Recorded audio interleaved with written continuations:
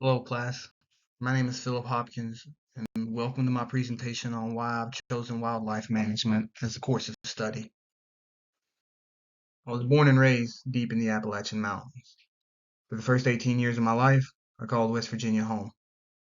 Like most children who were raised in the region, I was introduced to everything wild the mountains had to offer at a very young age.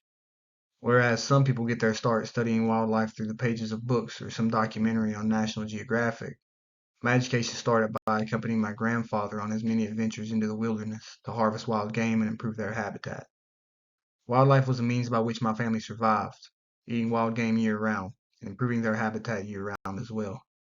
My adventures began before the first memories would take hold. As I became an adult, my career in the military would allow me to call some of our great western states like Utah, Montana, and South Dakota home. My education and adventures that were once regulated to the old and storied Appalachian Mountains had now spread to the snow-covered peaks of the Rockies. And although these states were all that I called home, I was able to experience places like Idaho, Colorado, Wyoming, Washington, and Oregon as well. Not only that, my adventures would take me from coast to coast and many places overseas, experiencing habitats of all sorts. Where I was once limited to the largest animal being a white-tailed deer or the occasional black bear, those experiences would soon change.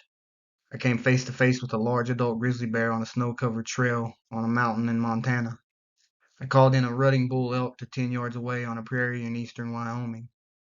I freed a young mule deer buck that was tangled in a barbed wire fence in Montana.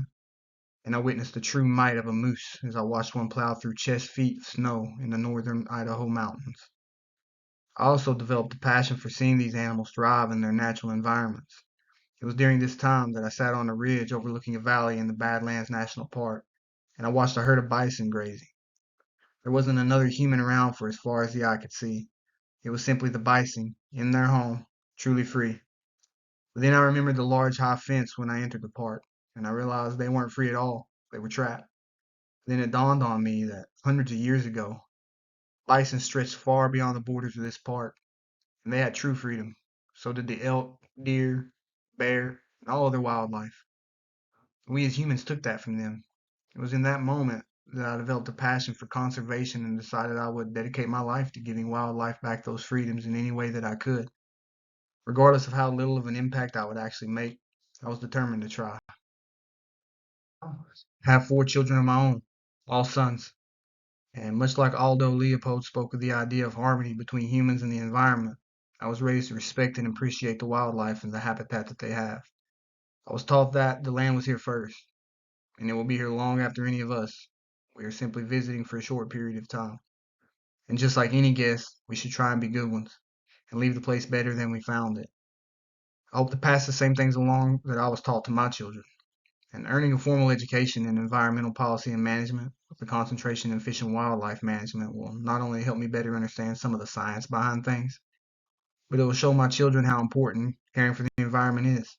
And hopefully they'll strive to treat the environment better during their time here. Although the diploma will simply be a piece of paper hanging on the wall, the story as to why it's there will hopefully lead my children to have a curiosity for all things wild. Thank you.